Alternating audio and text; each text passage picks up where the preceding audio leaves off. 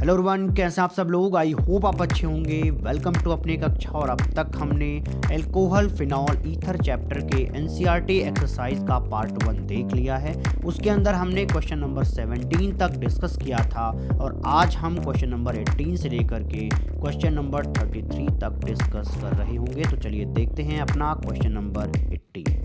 चलिए question number 18 पर आते हैं। लिखा है explain the following with an example. यहाँ पर आपको ये 3 रिएक्शंस दी जा रही हैं और अगला पूछा गया है कि अनसिमेट्रिकल ईथर कैसा होता है या क्या होता है। तो देखो भैया, ये तीनों रिएक्शन के बारे में लेक्चर में बहुत अच्छे तरीके से डिस्कशन हुआ है। अगर आप वहाँ से पढ़ोगे तो अलग ही आनंद आएगा, लेकिन मैं यहाँ पर इन तीनों के बारे में थोड़ा थोड़ा बताऊंगा, इनके रिएक्शंस के बारे में समझाऊंगा। पहला देखते हैं। पहले रिएक्शन का नाम है कोल्बे रिएक्शन। कोल्बे रिएक्शन के अंदर हम फिनॉल लेते हैं और उसकी रिएक्शन कराते हैं NaOH के साथ। जब NaOH के साथ रिएक्शन कराएंगे तो हमें सोडियम फिनॉक्साइड मिलेगा। सोडियम फिनॉक्साइड कैसे मिला? यहाँ का H+ हट गया, उसकी जगह पे Na+ आ गया और जो हमारा H+ है वो OH के साथ कन्वर्ट होकर के वाटर के फॉर्म में अलग हो गया। अब हमें जो सोडियम फिनॉक्साइड मिला है, उस सोडियम फिनॉक्साइड में हम CO2 गैस पास कर देंगे तो हमें ये प्रोडक्ट मिल जाएगा और बाद में हम इसको एसिडिफाई कर दें तो हमें ये प्रोडक्ट मिल रहा होगा।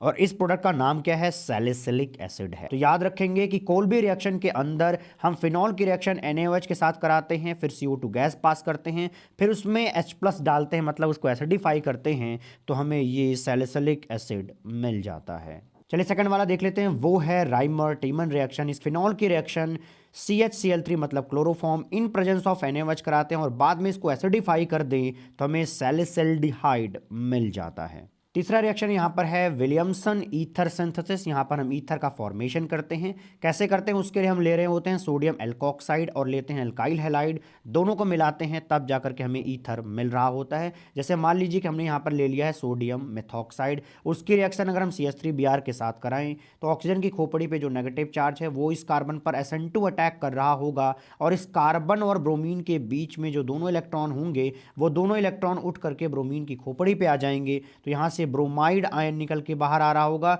और ये वाला Na+ इसके साथ गठबंधन करके NaBr बना रहा होगा और हमारा जो CH3O वाला पार्ट है वो CH3 से कनेक्ट होकर के मेथॉक्सी मीथेन मतलब कि CH3O CH3 दे रहा होगा।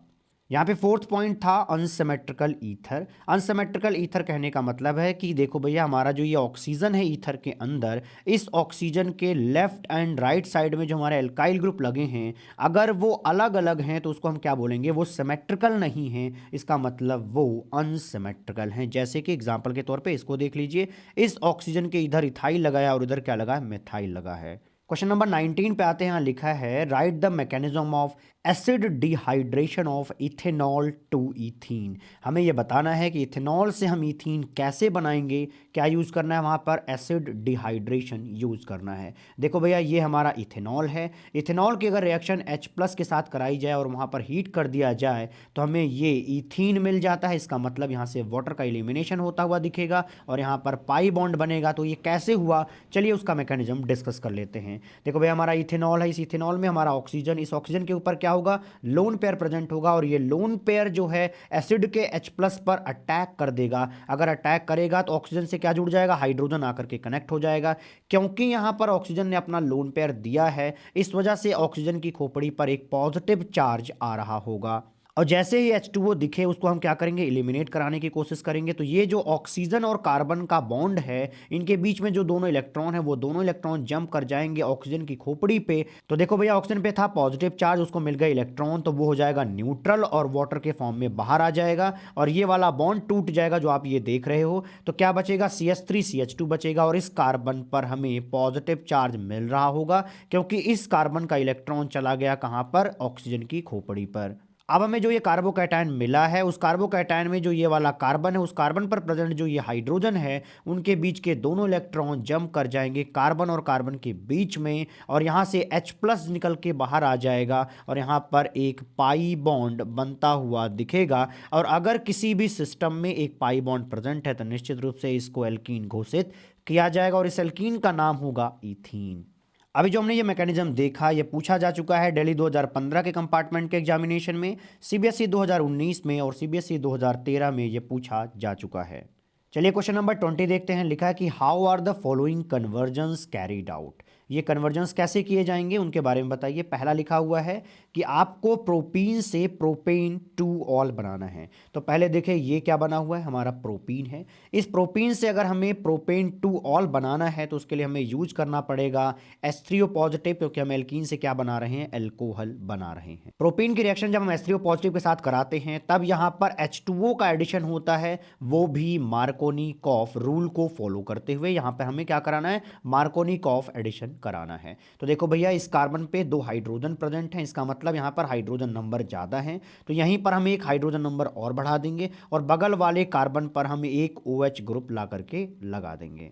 तो इस तरीके से हमें प्रोपीन से प्रोपेन टू ऑल बन जाएगा। सेकंड है यहाँ पर बेंजाइल क्लोराइड, और बेंजाइल क्लोराइड से हमें बेंजाइल एल्कोहल बनाना है। तो पहले समझिए बेंजाइल शब्द का मतलब क्या है। कि देखो भैया ये है बेंजीन, बेंजीन का जो अगला कार्बन होता है इसी को हम बेंजाइल कार्बन बोलते हैं, लेकिन इस कार्बन पर 2 हाइड्रोजन प्रेजेंट होने चाहिए और कोई एक ग्रुप लगा हो सकता है। तो ये वाला कार्बन क्या बोला जाएगा, बेंजाइल कार्बन बोला जाएगा। मतलब ये वाला कार्बन क्या है, बेंजाइल कार्बन है। अगर इस बेंजाइल कार्बन पर क्लोरीन लगा दिया गया तो निश्चित रूप से इसका नाम बनने वाला है बेंजाइल क्लोराइड। बेंजाइल अल्कोहल का मतलब हो जाएगा कि इस कार्बन पे क्या लगा दिया गया है, OH लगा दिया गया है। तो देखो भैया यहाँ से यहाँ जाने का तरीका क्या है, SN2 मैकेनिज्म को फॉलो करिए, NaOH एक्वस के फॉर्म में यूज करिए, OH नेगेटिव जाकर के इसके बैक साइड से अटैक करेगा और कार्बन और क्लोरीन का बॉन्ड टूट जाएगा और क्लोरीन की जगह पर OH मिल जाएगा, मतलब कि हमें बेंजाइल अल्कोहल मिल जाएगा।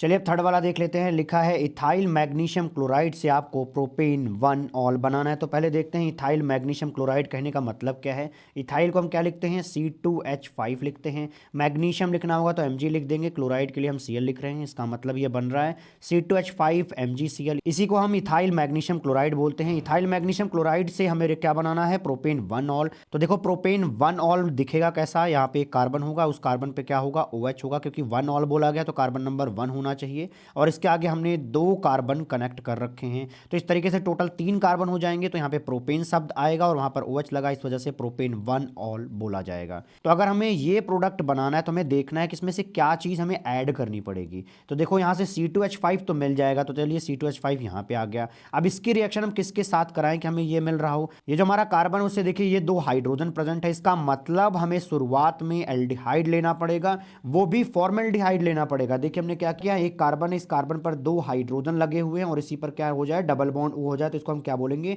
फॉर्मल्डिहाइड बोलेंगे। इस फॉर्मल्डिहाइड की रिएक्शन अगर हम इथाइल मैग्नीशियम क्लोराइड के साथ कराएं तो ये जो हमारा इथाइल मैग्नीशियम क्लोराइड है ये हमें C2H5 negative as a nucleophile देगा। जब ये जाकर के इस पर अटैक कर रहा होगा तो यहाँ का पाई बॉन्ड टूट जाएगा और ये इलेक्ट्रॉन उठ करके ऑक्सीजन की खोपड़ी पे चले जाएंगे। अगर ऑक्सीजन पर इलेक्ट्रॉन जा रहे हैं इसका मतलब वहां पे नेगेटिव चार्ज बन रहा होगा। अगर ऑक्सीजन पर नेगेटिव चार्ज बन रहा होगा तो यहाँ का मैग्नीशियम प्लस और Cl जो पार्ट बचा हुआ था वो जाकर के इससे कनेक्ट हो जाएगा। तो इस तरीके से हमें ये प्रोडक्ट मिल जाएगा और हमारा जो C2H5 है वो इस कार्बन से जाकर के कनेक्ट हो जाएगा। अब हमें ये प्रोडक्ट मिल चुका है। अगर हम इसकी रिएक्शन वाटर के साथ करवा दें तो वाटर को तोड़ करके देखो क्या बन जाएगा, H+ एंड OH नेगेटिव। यहाँ पर ऑक्सीजन के ऊपर क्या था, नेगेटिव चार्ज था, ये नेगेटिव चार्ज इस H+ के साथ मिल करके OH बना देगा और जो हमारा MgCl है उससे क्या कनेक्ट हो जाएगा, OH कनेक्ट हो जाएगा, क्योंकि MgCl में जो Mg है उस पर पॉजिटिव चार्ज और OH पर क्या है, नेगेटिव चार्ज होता है। अगर आप यहाँ पे मैग्नीशियम वाला पार्ट देखना चाहो तो क्या दिखेगा, Mg पर एक OH रहेगा और एक यहाँ पर क्लोरीन लगा होगा, इसके साथ हमें ये प्रोपेन 1 ऑल मिल जाएगा। अगला क्वेश्चन है कि आपको मिथाइल मैग्नीशियम ब्रोमाइड से 2 मेथाइल प्रोपेन 2 ऑल बनाना है और ये पूछा गया है CBSE 2012 के एग्जामिनेशन में। तो देखो भैया मिथाइल मैग्नीशियम ब्रोमाइड कुछ ऐसी शक्ल का होगा और हमारा जो 2 मेथाइल प्रोपेन 2 ऑल है पहले उसको बना करके देख लेते हैं। देखो यहाँ पर टोटल 3 कार्बन की हमने एक चेन दिखा रखी है और कार्बन नंबर 2 पर हमने OH लगा दिया इसलिए 2 ऑल हो जाएगा और इसी कार्बन नंबर 2 पर हमने CH3 लगा दिया, इस वजह से यहाँ पे 2 मेथाइल लिख रहे हैं। इसका मतलब हमने जो ये बनाया है यही जो है 2 मेथाइल प्रोपेन 2 ऑल होगा। तो पहले आप प्रोडक्ट की शक्ल देखो, इस कार्बन पर हमें 3 CH3 ग्रुप दिख रहे हैं। एक CH3 जो है यहाँ से आने वाला है, बाकी जो 2 CH3 हैं वो निश्चित रूप से कीटोन के फॉर्म से आएंगे। तो देखो ये हमने कीटोन ले रखा है, अगर इसी कीटोन की रिएक्शन हमने CH3MgBr के साथ करवा दिया तो यहाँ से CH3 नेगेटिव मिलेगा और ये इस पर अटैक करेगा, यहाँ का पाई बॉन्ड टूटेगा, ये दोनों इलेक्ट्रॉन शिफ्ट हो जाएंगे ऑक्सीजन की खोपड़ी पे। तो ऑक्सीजन पर मिल रहा होगा नेगेटिव चार्ज, साथ में मिलेगा मैग्नीशियम प्लस Br और अगर इसकी रिएक्शन हम किसके साथ करा दें, H2O के साथ करा दें तो हमें ये एल्कोहल मिल जाता है। क्वेश्चन नंबर 21 देखते हैं। लिखा है name the reagents used in the following reactions. पहला लिखा गया है कि आपको ऑक्सीडेशन ऑफ प्राइमरी अल्कोहल कराना है, उससे आपको कार्बोक्सिलिक एसिड बनाना है। तो देखिए हमने यहाँ पे एग्जांपल ले रखा है कि CH3 CH2 CH2OH। अगर हम उसकी reaction KMnO4 in presence of H+ कराएं या KMnO4 in presence of OH negative कराएं या सिंपली KMnO4 भी ले लें, तब हमारा ये अल्कोहल एक कार्बोक्सिलिक एसिड में कन्वर्ट हो जाता है।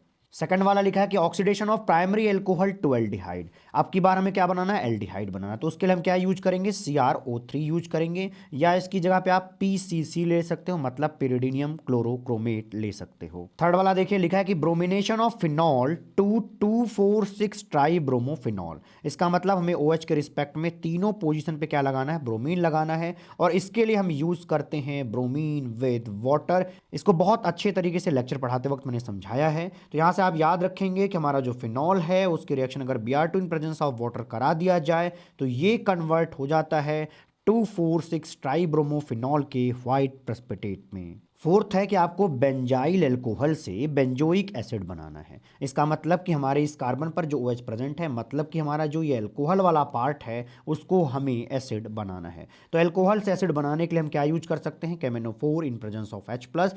तब हमें इस बेंजाइल अल्कोहल से बेंजोइक एसिड मिल जाएगा। इसको बेंजाइल अल्कोहल इसलिए बोला गया क्योंकि बेंजीन के अगले कार्बन को बेंजाइल बोलते हैं अगर उस कार्बन पर 2 हाइड्रोजन प्रेजेंट हैं तो, और यहाँ पर 2 हाइड्रोजन प्रेजेंट भी हैं, इसी वजह से इसको बेंजाइल अल्कोहल बोलेंगे। और इस मॉलिक्यूल का नाम क्या है, बेंजोइक एसिड होता है। तो चलिए फिफ्थ वाला देखते हैं। लिखा है आपको डिहाइड्रेशन ऑफ प्रोपेन 2ऑल से आपको क्या बनाना है, प्रोपीन बनाना है। तो देखो ये है हमारा प्रोपेन 2ऑल और ये हमारा है प्रोपीन। यहाँ से यहाँ जाने के लिए हमें क्या करना पड़ेगा, वाटर एलिमिनेट करना पड़ेगा। इस कार्बन से मान लीजिए हमने हाइड्रोजन हटा दिया और इस कार्बन से ये वाला OH हटा दिया, तो यहाँ पे निश्चित रूप से दोनों की वैलेंसीज खाली होंगे और उसके बीच में एक पाई बॉन्ड आ जाएगा। ये कहानी हमने कहाँ पढ़ी थी, जब हमने बोला था कि हम एल्कोहल की रिएक्शन कंसंट्रेटेड H2SO4 के साथ कराएं या कंसंट्रेटेड H3PO4 के साथ कराएं और उसको हीट कर दें तो हमें ये प्रोडक्ट मिलता है, मतलब एल्कीन एज अ प्रोडक्ट मिल रहा होता है। सिक्स्थ वाला देख लेते हैं। लिखा गया है ब्यूटेन 2 से आपको ब्यूटेन 2ऑल बनाना है। इसका मतलब कीटोन से हमें क्या बनाना है, एल्कोहल बनाना है। तो देखो भैया, कीटोन से एल्कोहल जाने को हम क्या बोलते हैं, रिडक्शन बोलते हैं। रिडक्शन के लिए यूज किया जाता है LiAlH4 और यहाँ पर हम उसको बाद में एसिडिफाई करा दें तो हमारा जो कीटोन होता है वो रिस्पेक्टिव एल्कोहल में कन्वर्ट हो जाता है। देखो भैया, इस कार्बन पे क्या है, एक पाई बॉन्ड होगा। इस पाई बॉन्ड को आप तोड़ देंगे तो इस कार्बन की एक वैलेंसी खाली होगी, वहाँ पर मान लीजिए हमने हाइड्रोजन लगा दिया, और इस ऑक्सीजन की एक वैलेंसी खाली होगी तो यहाँ पर भी हमने एक हाइड्रोजन लगा दिया और यही चीज़ हमें मिल जाएगी। क्वेश्चन नंबर 22 देख लेते हैं। यहाँ पर लिखा है give reason for the higher boiling point of ethanol in comparison to methoxy methane. Methoxy methane क्या है, हमारा ईथर है, और हमारा इथेनॉल क्या है, एक एल्कोहल है। इसके बारे में लेक्चर में बहुत अच्छे तरीके से डिस्कशन किया गया, अगर आपने नहीं देखा तो जाकर के जरूर देखिए। वैसे मैं यहाँ पे समझाने चल रहा हूँ। इथेनॉल कैसा दिखता है, कुछ इस तरीके का दिखेगा, मतलब CH3 CH2OH लिखा जाएगा, और मेथॉक्सी मीथेन क्या होता है, ऐसा दिखता है। यहाँ पर देखिए इतने पार्ट को हम क्या बोलेंगे, मिथॉक्सी, और एक कार्बन से क्या बन रहा होगा, मीथेन, तो इसको बोला जाएगा मिथॉक्सी मीथेन। अगर हमारे पास इथेनॉल प्रेजेंट है तो उसका एक मॉलिक्यूल जो है दूसरे मॉलिक्यूल के साथ हाइड्रोजन बॉन्डिंग से कनेक्ट रहता है। देखो भैया, इस ऑक्सीजन पर क्या रहेगा, नेगेटिव चार्ज, और इस हाइड्रोजन पे क्या आएगा, डेल पॉजिटिव चार्ज। सिमिलरली इस ऑक्सीजन पे नेगेटिव और यहाँ पर क्या आएगा, डेल प्लस चार्ज। तो यहाँ का जो ये डेल नेगेटिव चार्ज है वो इंटरेक्ट हो रहा होगा इस डेल प्लस चार्ज के साथ, और इसी इंटरेक्शन को हम हाइड्रोजन बॉन्डिंग कहते हैं। क्योंकि इथेनॉल के अंदर हाइड्रोजन बॉन्डिंग है तो निश्चित रूप से वहाँ पर हमें ज़्यादा टेम्परेचर दे करके इनके मॉलिक्यूल्स को अलग कराना पड़ेगा, क्योंकि हमें टेम्परेचर दे करके ये हाइड्रोजन बॉन्ड्स तोड़ने पड़ेंगे। इसका मतलब ये हुआ कि इसका बॉइलिंग पॉइंट ज़्यादा आएगा विद रिस्पेक्ट टू इसके, क्योंकि हमारे इस ईथर के अंदर कोई हाइड्रोजन बॉन्डिंग नहीं हो रही होती है। चलिए अब क्वेश्चन नंबर 23 देख लेते हैं। यहाँ पर लिखा है give IUPAC names of the following ethers. यहाँ पर आपको 6 ईथर्स दिए जा रहे हैं, आपको इनके IUPAC नोमेनक्लेचर बनाने होंगे।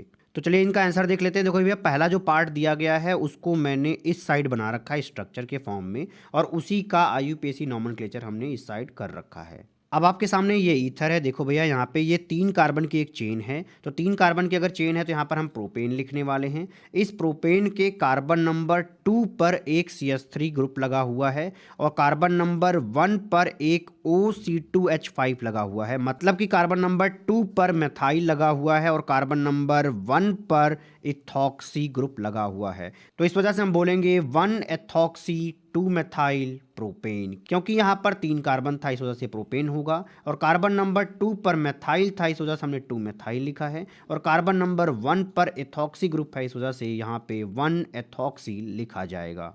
सेकंड वाला मॉलिक्यूल आपको ये दिया गया है जिससे रिलेटेड स्ट्रक्चर ये बनने वाला है। देखो भैया इसका IUPAC नाम लिखने जाओगे तो ये क्या है, ईथर। तो इस ईथर में देखो ऑक्सीजन किस साइड है, वहां पर हम दे देंगे कार्बन नंबर 1 और दूसरे कार्बन को दे रहे होंगे कार्बन नंबर 2।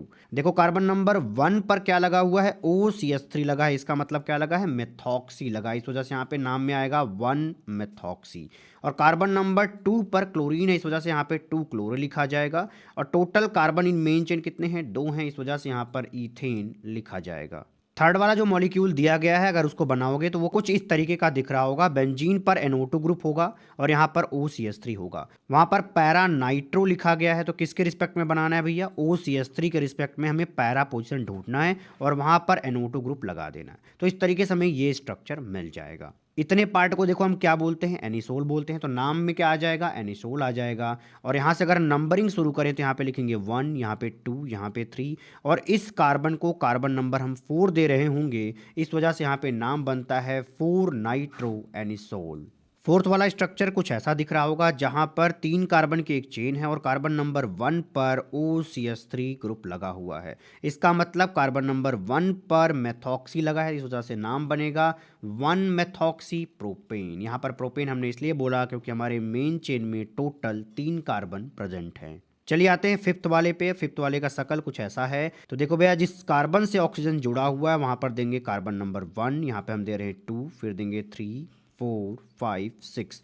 तो देखो यहाँ पे मेन चेन में टोटल 6 कार्बन प्रेजेंट है, इस वजह से इसको हम हेक्सेन बोलेंगे। लेकिन क्योंकि हेक्सेन हमारा साइक्लिक है इस वजह से इसको साइक्लोहेक्सेन बोला जाएगा। कार्बन नंबर 1 पर आपको OC2H5 मिल रहा है, मतलब कि ये क्या है, 1 इथॉक्सी है। कार्बन नंबर 4 पर 2 CH3 ग्रुप लगा है, इस वजह से यहाँ पर 4,4 डाइमेथाइल आ रहा होगा। अगला स्ट्रक्चर कुछ ऐसा दिख रहा है जहाँ पे बेंजीन पर ऑक्सीजन लगाया गया है और इस ऑक्सीजन से इथाइल ग्रुप कनेक्ट किया गया है। तो देखो भैया इतने के लिए आप बोलने वाले हो इथॉक्सी और इसको क्या बोलते हो, बेंजीन। तो नाम बनेगा इथॉक्सी बेंजीन। चलिए क्वेश्चन नंबर 24 पर आते हैं। यहाँ लिखा है कि write the names of the reagent and the equations for the preparation of following ethers by Williamson's ether synthesis. यहाँ पर आपको विलियमसन ईथर सिंथेसिस को यूज करके ईथर बनाना है और आपको यहाँ पर रिएजेंट एंड इक्वेशंस को लिखना है। यहाँ पर पहला ईथर दिया गया है 1 प्रोपॉक्सी प्रोपेन। तो देखो भैया पहले आपको इन ईथर्स का शकल बनाना आना चाहिए। यहाँ पर देखिए क्या लिखा है, प्रोपेन लिखा है। तो हम क्या करने वाले हैं, 3 कार्बन की एक चेन लेने वाले हैं और इस पर हम 3 कार्बन से बना हुआ एक एल्कोक्सी ग्रुप ला करके लगाने वाले हैं। तो इस तरीके से इतने पार्ट को हम क्या बोलेंगे, प्रोपॉक्सी बोलेंगे और इतने पार्ट को हम क्या बोलेंगे, प्रोपेन बोलेंगे। तो इस तरीके से इस शकल का अगर कोई दिखता है तो उसका नाम क्या होने वाला है, 1 प्रोपॉक्सी प्रोपेन होने वाला है। देखो भैया विलियमसन ईथर सिंथेसिस के अंदर हमने ये पढ़ा था कि अगर हमें ईथर बनाना है तो एक पार्ट से हमें एल्कोक्सी लेना पड़ेगा और दूसरे वाले पार्ट का एल्काइल हैलाइड बनाना पड़ेगा।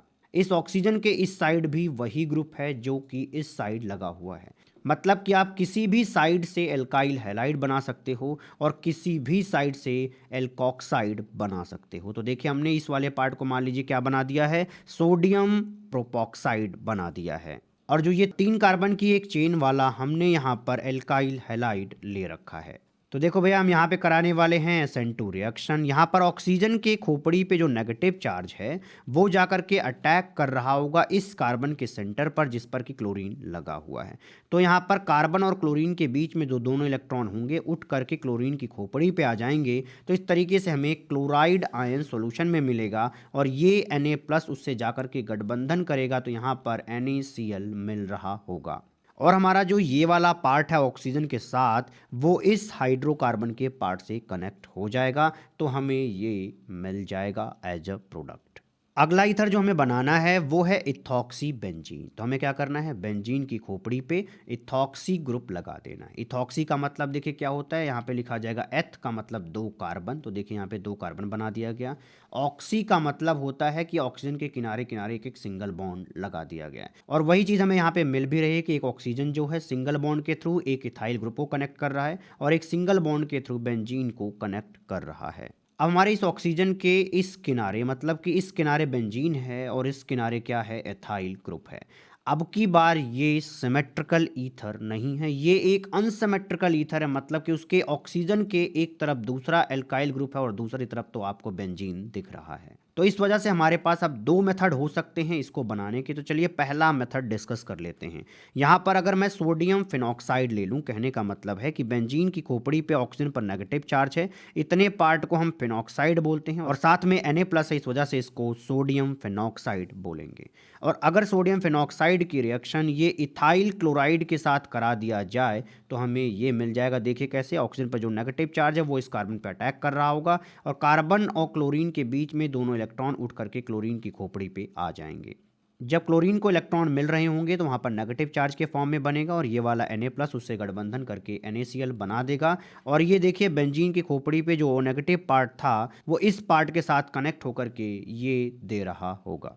चलिए सेकंड मेथड देख लेते हैं। यहाँ पर अब की बार हमने बेंजीन के ऊपर क्लोरीन लगा रखा है और इस वाले पार्ट का हमने एल्कोक्साइड बना रखा है। तो यहाँ पे हमने क्या ले लिया है, सोडियम इथॉक्साइड ले लिया है। जब हम सोडियम इथॉक्साइड की रिएक्शन इसके साथ कराते हैं तो हमें ये देखने को मिलता है कि यहाँ पर भैया SN2 रिएक्शन तो होगा ही नहीं, क्योंकि अब की बार जो हमने हैलाइड लिया हुआ है वो सुटेबल नहीं है SN2 रिएक्शन करने के लिए, क्योंकि हेलोएरिन्स जो होते हैं वो SN2 रिएक्शन नहीं देते। तो इसका मतलब ये हुआ कि ऑक्सीजन पर जो नेगेटिव चार्ज है ये यहाँ पर अटैक करके क्लोरीन को हटा नहीं सकता। अगर हटा नहीं सकता तो हमें ये प्रोडक्ट मिलेगा ही नहीं। इसका मतलब ये हुआ कि इसको बनाने का हमारे पास सिर्फ यही एक तरीका है। थर्ड ईथर आपको दिया गया है 2-मेथॉक्सी 2-मेथाइल प्रोपेन। आपको यहाँ पर 3 कार्बन की एक मेन चेन बनानी है। तो देखिए हमने क्या किया हुआ है, 3 कार्बन की एक मेन चेन बना दिया है। उसके कार्बन नंबर 2 पर हमने मेथाइल ग्रुप लगा रखा है, इसका मतलब यहाँ पे CH3 लगा रखा है। और इसी कार्बन नंबर 2 पर हमें OCH3 मिल रहा है, मतलब कि मेथॉक्सी मिल रहा है। तो इस तरीके से इस IUPAC नाम से आपको ये स्ट्रक्चर मिल जाएगा। तो इस तरीके से आपको ये वाला ईथर मिल चुका है। इसको बनाने का भी 2 मेथड होगा। तो चलिए पहला मेथड डिस्कस कर लेते हैं। अगर मान लीजिए इतना पार्ट क्या हो जाए, सोडियम एल्कोक्साइड वाला हो जाए, और ये वाला जो पार्ट है मतलब कि CH3 है उससे कोई हैलाइड आकर के जुड़ जाए, तब हम यहाँ पर ईथर बना सकते हैं। तो देखिए हमने यहाँ पे रिएक्टेंट में हमने यहाँ पर ले रखा है सोडियम ब्यूटॉक्साइड। जो हमारा ये सोडियम ब्यूटॉक्साइड है उसके ऑक्सीजन पर जो नेगेटिव चार्ज है वो इस CH3 के कार्बन पर अटैक करेगा और इस कार्बन और ब्रोमीन के बीच के दोनों इलेक्ट्रॉन जंप कर जाएंगे ब्रोमीन की खोपड़ी पे। तो इस तरीके से हमें ब्रोमाइड आयन मिलेगा और वो वाला ब्रोमाइड आयन Na+ के साथ मिलकर NaBr बना रहा होगा। और ये वाला पार्ट जो है वो जा करके CH3 के साथ कनेक्ट हो जाएगा तो हमें ये वाला ईथर मिल जाएगा। ये रिएक्शन आसानी से हो सकता है क्योंकि यहाँ का जो SN2 प्रोसेस आप देख रहे हो ये फिजिबल है, क्योंकि हम एक ऐसे कार्बन पर अटैक करा रहे हैं जहाँ पर स्टेरिक क्राउडिंग तो है ही नहीं। और हमने SN2 के अंदर यही पढ़ा था कि हम ऐसे कार्बन पर अटैक करा सकते हैं जिस पर स्टेरिक क्राउडिंग ना हो। ये जो फर्स्ट रिएक्शन आप देख रहे हो यहाँ पे मैंने ये बताया है कि आप किस तरीके से ये बना सकते हो। अब चलिए सेकंड वाले मेथड को देख लेते हैं। देखो भैया अब की बार हमने CH3O नेगेटिव Na+ मान लीजिए ले लिया, मतलब कि हमने सोडियम मेथॉक्साइड ले लिया और इस 3 डिग्री कार्बन से हमने यहाँ पर क्लोरीन या ब्रोमीन ला करके कनेक्ट कर दिया। तो इस तरीके से हमें इस वाले पार्ट से एल्काइल ब्रोमाइड मिल जाएगा और यहाँ वाले पार्ट से हमें सोडियम मेथॉक्साइड मिल जाएगा। तो चलिए देखते हैं कि क्या ये रिएक्शन हो पाएगी। देखो भैया इस ऑक्सीजन पे क्या है, नेगेटिव चार्ज। अगर ये नेगेटिव चार्ज इस कार्बन को अप्रोच करने की कोशिश करेगा तो वो नहीं कर पाएगा, क्योंकि 3 डिग्री कार्बन पर अटैक कराना मुश्किल है बाई SN2 प्रोसेस। और लेक्चर में हमने पढ़ा भी हुआ है कि जो हमारा 3 डिग्री होता है वो SN2 रिएक्शन तो देता ही नहीं है। तो इसका मतलब ये हुआ कि जो ये हमारा पहला मेथड है यही फिजिबल है और इसी से ये वाला ईथर बन सकता है, इस वाले से तो नहीं बन सकता।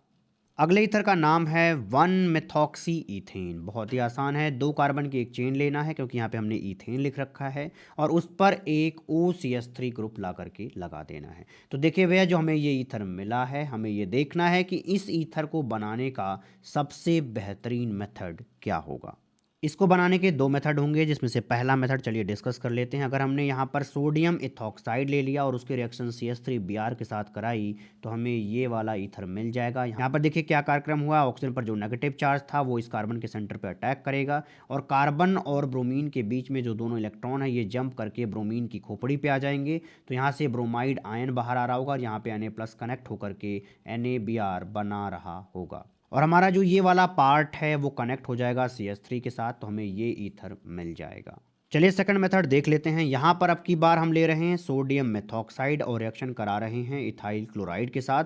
तो देखो ऑक्सीजन पर जो नेगेटिव चार्ज है वो यहाँ पर अटैक करेगा इस कार्बन के सेंटर पर। तो यहाँ पर कार्बन और क्लोरीन के बीच में जो दोनों इलेक्ट्रॉन होंगे वो जंप करके क्लोरीन की खोपड़ी पे आ जाएंगे। तो यहाँ से क्लोराइड आयन बनेगा और Na+ मिल करके NaCl बना रहा होगा और हमारा जो CH3O नेगेटिव पार्ट है वो C2H5 के साथ कनेक्ट होकर के हमें ये वाला ईथर दे रहा होगा। यहाँ पर ये दोनों रिएक्शन ही फीजिबल हैं क्योंकि यहाँ पर SN2 रिएक्शन आराम से कराया जा सकता है। लेकिन अब सवाल ये है कि इन दोनों में से सबसे अच्छा मेथड कौन है इस चीज़ को बनाने के लिए। तो हमें पता है कि SN2 रिएक्शन के अंदर हम जिस कार्बन पर अटैक कराते हैं उस कार्बन पर क्राउडिंग नहीं होनी चाहिए।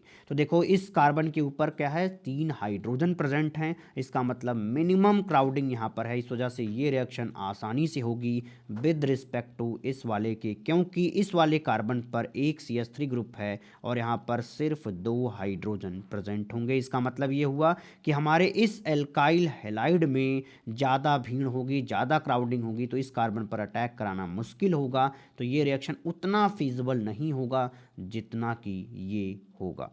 चलिए क्वेश्चन नंबर 25 देख लेते हैं। लिखा गया है, illustrate with the examples of the limitation of Williamson synthesis for the preparation of certain types of ethers. यहाँ पर आपको विलियमसन ईथर सिंथेसिस के लिमिटेशंस के बारे में डिस्कशन करना है। तो चलिए इसका आंसर देख लेते हैं। अभी थोड़ी देर पहले ऊपर वाले क्वेश्चन में मैंने पढ़ाया था कि अगर हमारा कार्बन 3 डिग्री है और उससे हमारा कोई हैलाइड लगा हुआ है तो उस पर हम SN2 रिएक्शन नहीं कर सकते और हम ये वाला ईथर नहीं बना सकते। तो ये है लिमिटेशन ऑफ विलियमसन सिंथेसिस। क्योंकि विलियमसन ईथर सिंथेसिस में हमने पढ़ा था कि हमें एक एल्कोक्साइड लेना है और एक एल्काइल हैलाइड लेना है, रिएक्शन हो जाएगी और हमें अपना ईथर मिल जाएगा। लेकिन यहाँ पर ईथर नहीं मिल पा रहा है क्योंकि हम एक ऐसे कार्बन पर अटैक करा रहे हैं जो SN2 रिएक्शन करवाने ही नहीं देता है। अब आपके मन में सवाल आ रहा होगा कि क्या इस रिएक्शन से कोई प्रोडक्ट ही नहीं बनता। अगर मान लीजिए ये नहीं बनता कोई बात नहीं, लेकिन क्या कोई और प्रोडक्ट नहीं बनता। तो देखो भैया होता क्या है, इस सोडियम एल्कोक्साइड में जो हमारा ये एल्कोक्साइड वाला पार्ट है, अब ये न्यूक्लियोफाइल की तरह इस कार्बन पर अटैक तो नहीं कर पा रहा है, लेकिन वो क्या करता है, इस कार्बन पर लगे हुए हाइड्रोजन को अपनी तरफ खींचता है एज H+। तो होगा क्या, देखिएगा ऑक्सीजन पर जो नेगेटिव चार्ज होगा वो H+ लेने जाएगा। तो हाइड्रोजन और इस कार्बन के बीच में जो दोनों इलेक्ट्रॉन प्रेजेंट होंगे वो दोनों इलेक्ट्रॉन आ रहे होंगे इस कार्बन और इस कार्बन के बीच में। तो यहाँ का जो कार्बन और ब्रोमीन का ये वाला बॉन्ड है, वहाँ का दोनों इलेक्ट्रॉन उठ करके ब्रोमीन की खोपड़ी पे आ जाएगा। तो यहाँ से ब्रोमाइड आयन बाहर आएगा और ये Na+ के साथ गठबंधन करके NaBr बना देगा और ये CH3O जो है H के साथ कनेक्ट होकर के CH3OH हो जाएगा और यहाँ पर इस कार्बन और इस कार्बन के बीच में हमें एक पाई बॉन्ड दिख रहा होगा। इसका मतलब ये हुआ कि ये जो हमारा 3 डिग्री एल्काइल हैलाइड है, इससे हम ईथर तो नहीं बना पा रहे हैं, लेकिन हम इससे एल्कीन बना ले जा रहे हैं। यहाँ पर कुछ लाइनें लिखी हुई है, पढ़ के बता देता हूँ। लिखा है, the reaction of Williamson synthesis involve SN2 attack of an alkoxide ion on a primary alkyl halide या मेथाइल हैलाइड। लेकिन ये क्या था, 3 डिग्री था, इस वजह से यहाँ पे नहीं हो पाया, ये बताने का मतलब है। बट इफ सेकेंडरी और tertiary alkyl halides are taken in place of primary alkyl halides then elimination would compete over substitution. इसका कहने का मतलब हुआ कि यहाँ पर ये H और Br का यहाँ पर एलिमिनेशन हो जाएगा अगर आप 2 डिग्री या 3 डिग्री लोगे तब। आगे लिखा गया है कि as a result alkenes would be produced, जो कि हमने यहाँ पर देखा है।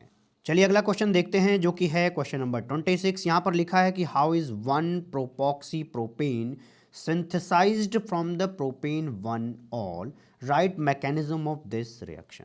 तो पहले ये रिएक्शन देख लो, ये है क्या।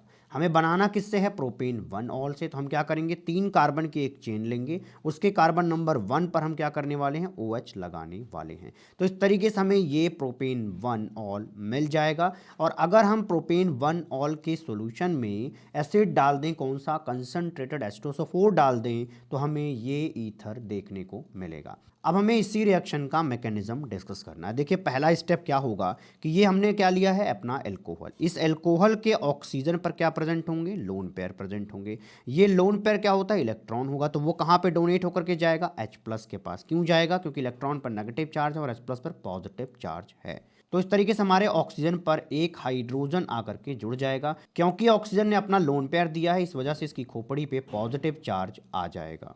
अब हमें इस तरीके से हमें ये वाला प्रोटोनेटेड एल्कोहल मिल जाता है।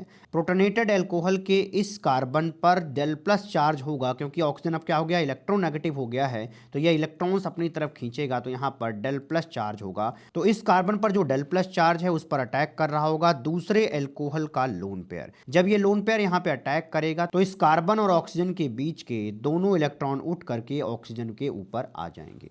देखो भैया, ऑक्सीजन पे क्या था, पहले पॉजिटिव चार्ज था। अब उसको इलेक्ट्रॉन मिल जाएंगे तो वो पॉजिटिव चार्ज न्यूट्रल हो जाएगा और वो H2O के फॉर्म में बाहर आ जाएगा। और ये वाला जो अल्कोहल वाला पार्ट है वो इस हाइड्रोकार्बन के पार्ट से कनेक्ट होकर के ये दे रहा होगा प्रोटोनेटेड ईथर। यहाँ वाले ऑक्सीजन पर पॉजिटिव चार्ज क्यों आया, क्योंकि इस वाले ऑक्सीजन ने क्या किया, अपना लोन पेयर डोनेट किया। अब ये ऑक्सीजन और हाइड्रोजन के बीच में जो दोनों इलेक्ट्रॉन होंगे वो दोनों इलेक्ट्रॉन जंप कर जाएंगे ऑक्सीजन प्लस के ऊपर। तो हमारा जो ये ऑक्सीजन होगा ये न्यूट्रल ऑक्सीजन बन जाएगा और हाइड्रोजन H+ के फॉर्म में निकल कर बाहर आ जाएगा। चलिए अब क्वेश्चन नंबर 27 देख लेते हैं। लिखा है preparation of ethers by acid dehydration of secondary और tertiary alcohols is not a suitable method, give the reason. पूछा ये जा रहा है कि सेकेंडरी या टर्सरी एल्कोहल्स पर रिएक्शन करा करके ईथर्स का बनाना अच्छा मेथड नहीं है, क्यों।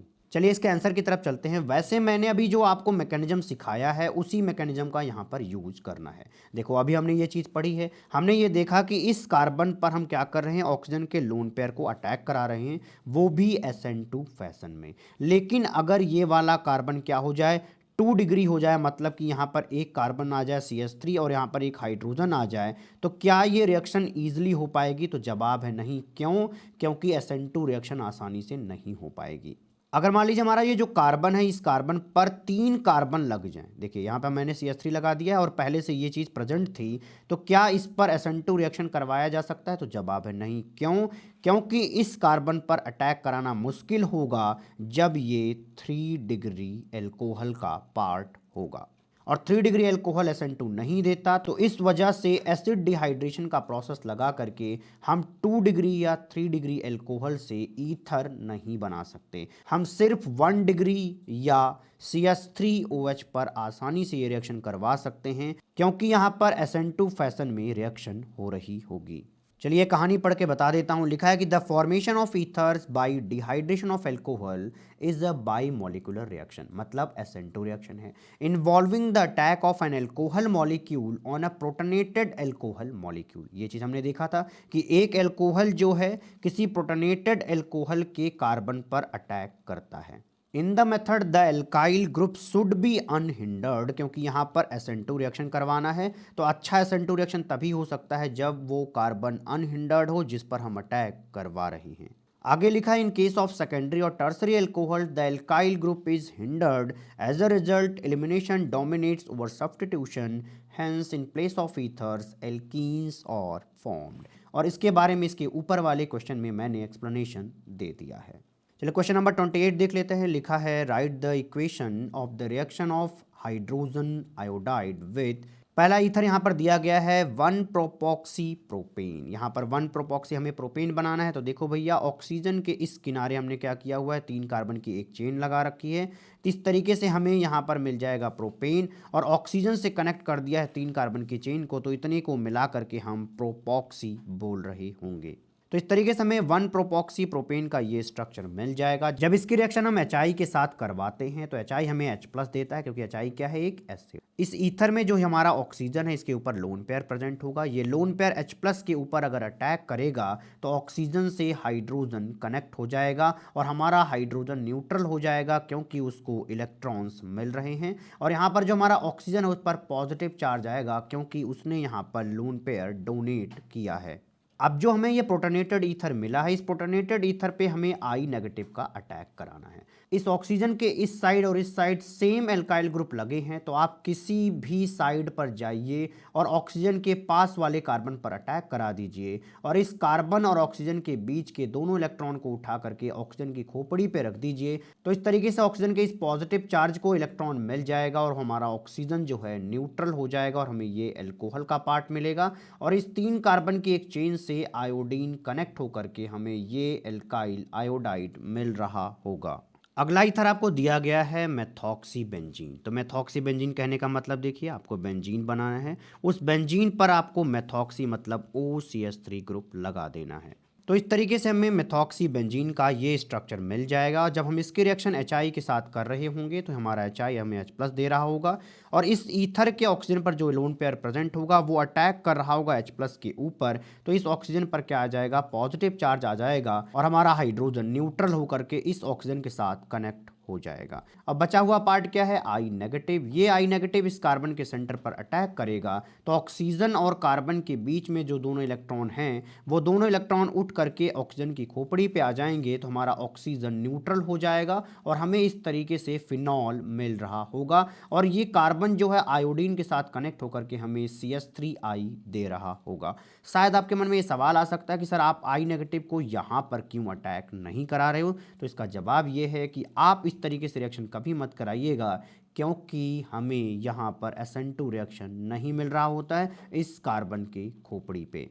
थर्ड वाले में दिया गया है benzyl ethyl ether. Benzyl ethyl ether कहने का मतलब है कि आपको एक ऑक्सीजन बनाना और एक साइड आपको इथाइल ग्रुप लगाना है और दूसरी तरफ आपको बेंजाइल मतलब एक कार्बन लगाइए, उसके बाद आप यहाँ पर बेंजीन कनेक्ट कर दीजिए। तो इसको हम बेंजाइल इथाइल ईथर बोल रहे होते हैं। बेंजाइल इथाइल ईथर की हमें ये शक्ल मिल जाती है। जब हम HI के साथ रिएक्शन कराएंगे तो HI हमें H+ दे रहा होगा और इस ऑक्सीजन पर प्रेजेंट लोन पेयर अटैक कर देगा H+ के ऊपर। तो इस तरीके से ऑक्सीजन से कनेक्ट हो जाएगा एक हाइड्रोजन और हमारे इस ऑक्सीजन पर पॉजिटिव चार्ज आ जाएगा।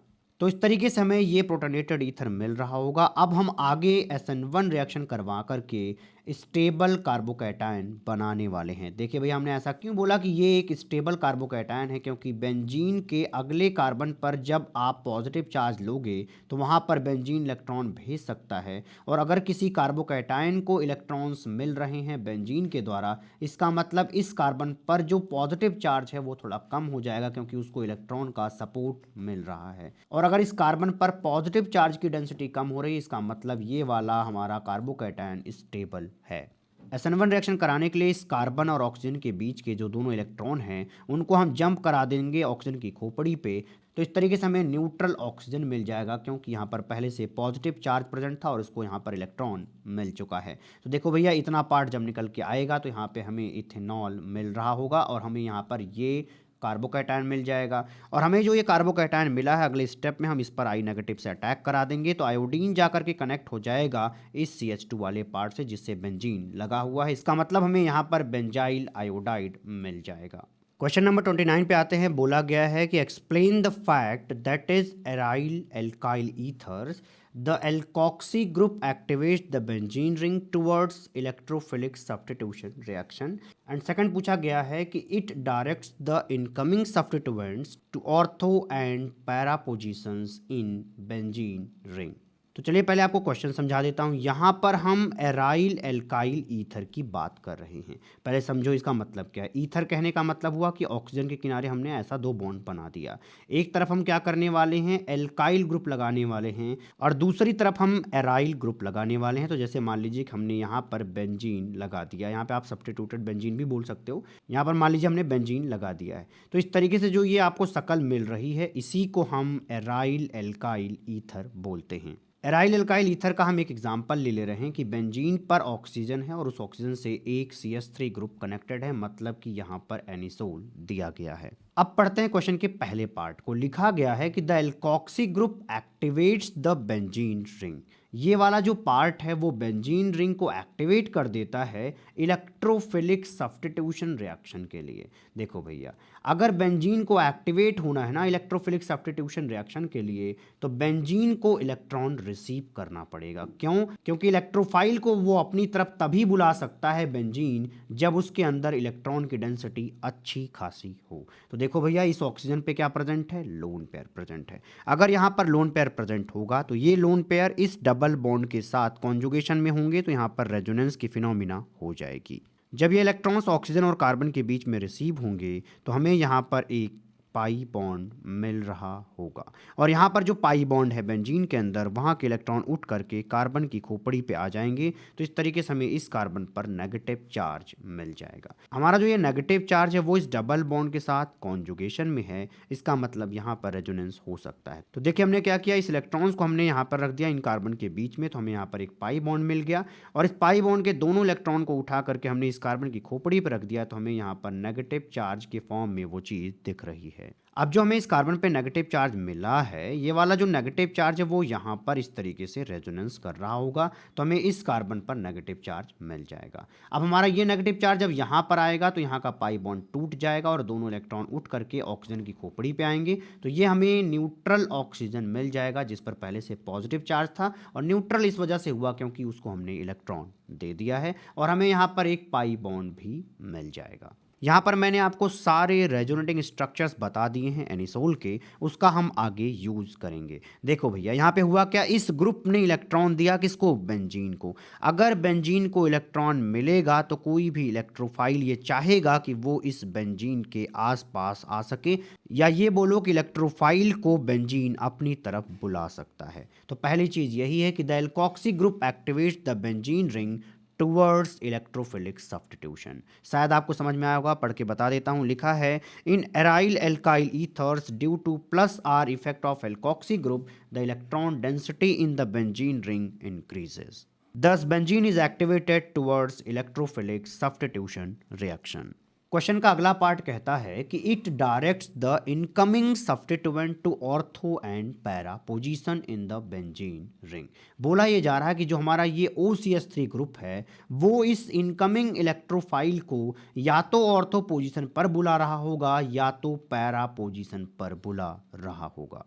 तो चलिए इस चीज़ को समझ लेते हैं। देखो भैया, जब हम रेजोनेटिंग स्ट्रक्चर्स बना रहे थे तो हमने ये देखा कि जो हमारा नेगेटिव चार्ज है वो सिर्फ ऑर्थो, पैरा और ऑर्थो पोजीशन पर आ रहा है। इसका मतलब इलेक्ट्रॉन की डेंसिटी पूरे बेंजीन के अंदर कहाँ पर ज़्यादा है? ऑर्थो पोजीशन पर ज़्यादा है या पैरा पोजीशन पर ज़्यादा है। अब मान लीजिए सिस्टम के पास इलेक्ट्रोफाइल आ गया, तो बोलो वो कहाँ जाना चाहेगा? वो यहाँ जाना चाहेगा, क्योंकि ये वाला नेगेटिव चार्ज उसको अपनी तरफ बुला सकता है। अब मान लीजिए कि इलेक्ट्रोफाइल यहाँ पर है, तो ये वाला नेगेटिव चार्ज अपनी तरफ बुला सकता है, तो हम बोलेंगे कि हमारा इलेक्ट्रोफाइल पैरा पोजीशन पर लग रहा है अगर यहाँ लगेगा, और अगर यहाँ लगेगा तो हम ये बोलेंगे ऑर्थो पोजीशन पर लग रहा होगा। इस वजह से ये बोला जाता है कि हमारा जो ये OCH3 होता है ये ऑर्थो पैरा डायरेक्टिंग है, और इसी चीज़ को क्वेश्चन के माध्यम से पूछा जा रहा है कि हमारा इलेक्ट्रोफाइल ऑर्थो और पैरा पोजीशन पर ही क्यों जाता है।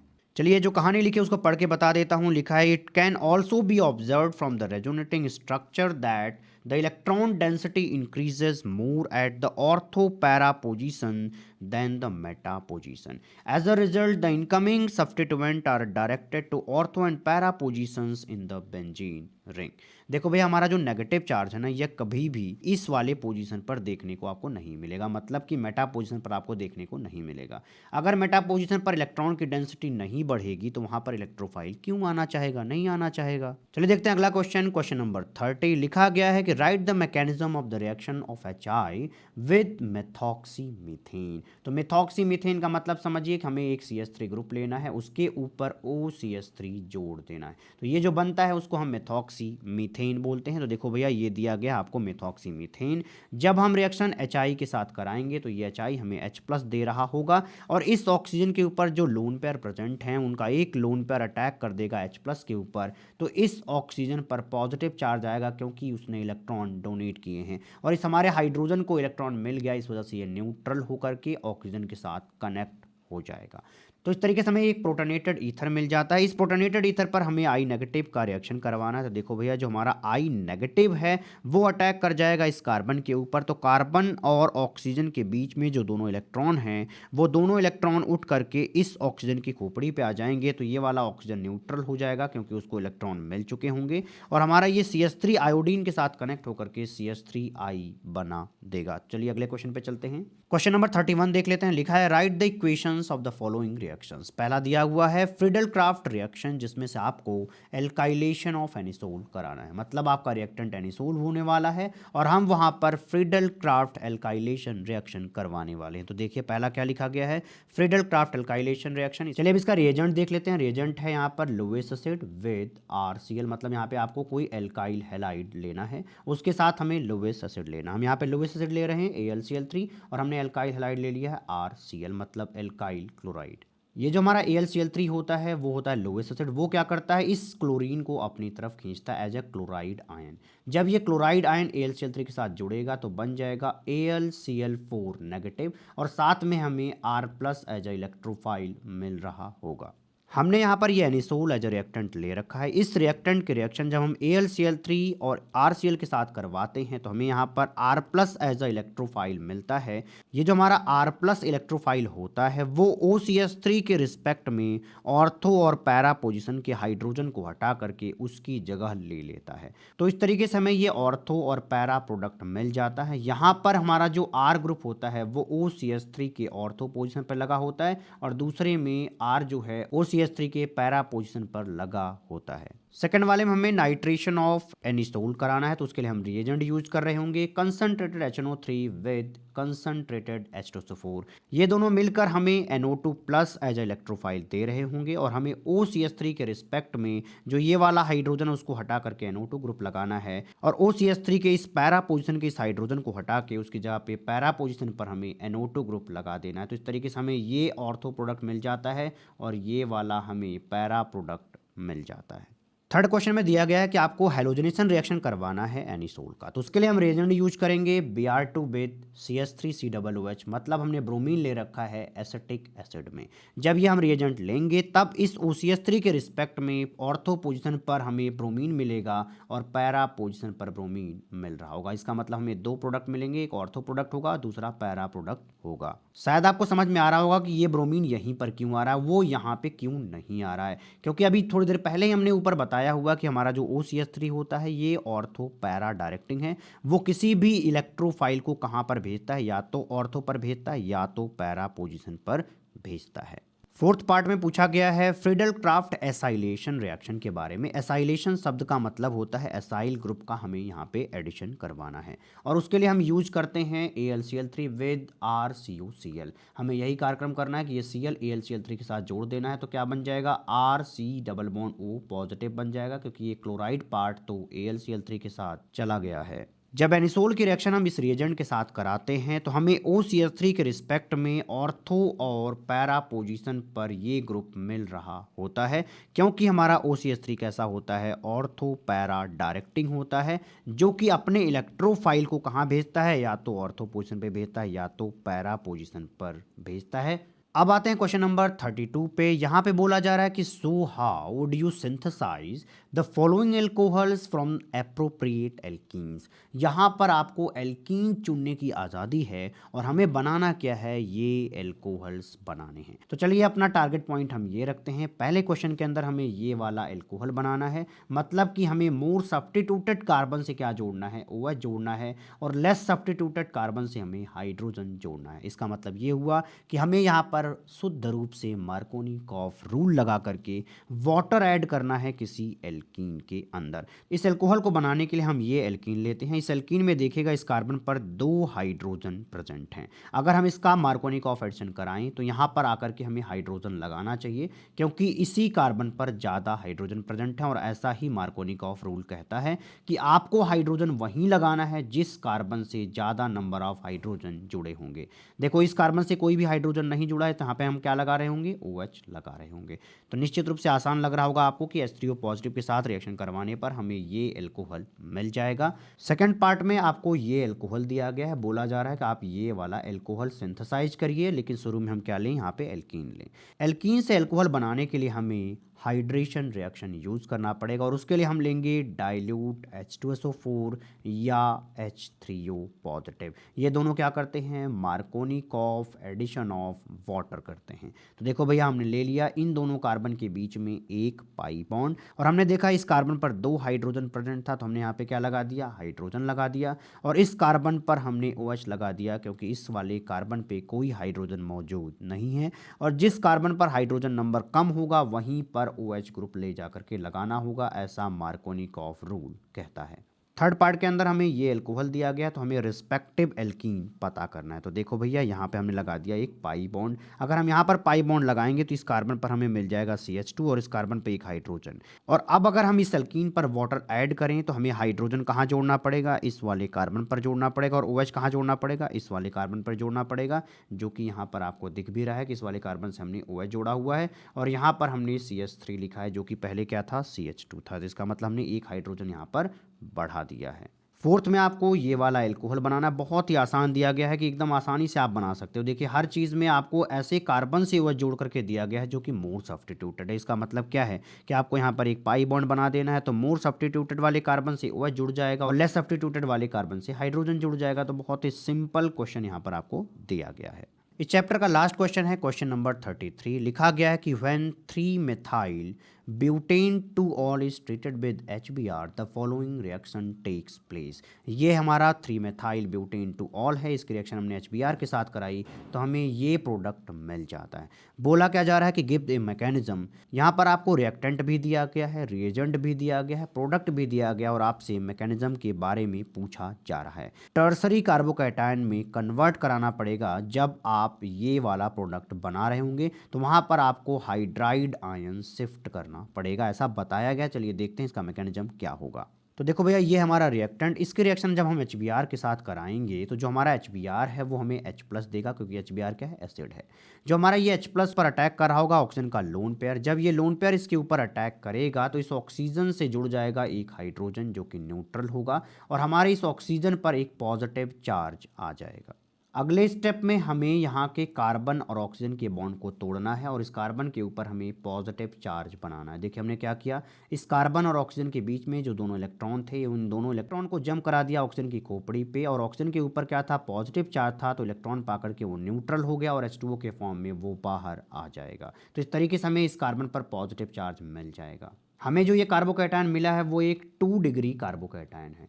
क्या हम इस 2 डिग्री कार्बोकैटायन को 3 डिग्री कार्बोकैटायन में कन्वर्ट कर सकते हैं? तो उसके लिए आपको हिंट दिया गया है कि आपको वहाँ पर हाइड्राइड शिफ्ट कराना पड़ेगा। देखो भैया इस कार्बन पर है पॉजिटिव चार्ज, इसके जस्ट बगल वाले कार्बन पर एक हाइड्रोजन मौजूद है, तो यहाँ पर कार्बन और हाइड्रोजन का एक बॉन्ड है। इन दोनों का इलेक्ट्रॉन लेकर के अगर हाइड्राइड शिफ्ट हो जाए इस पॉजिटिव के ऊपर तो यहाँ पर हमें इस कार्बन से एक हाइड्रोजन कनेक्टेड दिखेगा और ये वाला कार्बन अब न्यूट्रल हो जाएगा क्योंकि यहाँ से हाइड्राइड आयन जा रहा है। इसका मतलब नेगेटिव चार्ज के साथ अगर हाइड्रोजन जाएगा तो ये वाला कार्बन न्यूट्रल हो जाएगा और यहाँ पर इस कार्बन और हाइड्रोजन के बीच में एक बॉन्ड बन जाएगा।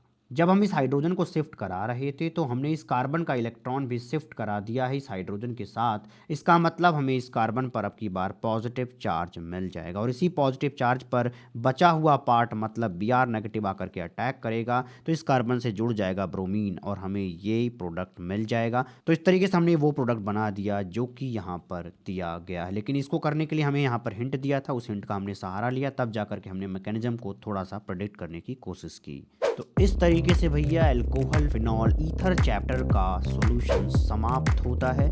मिलेंगे आपको अगले चैप्टर में, तब तक के लिए खुश रहिए, प्रसन्न रहिए।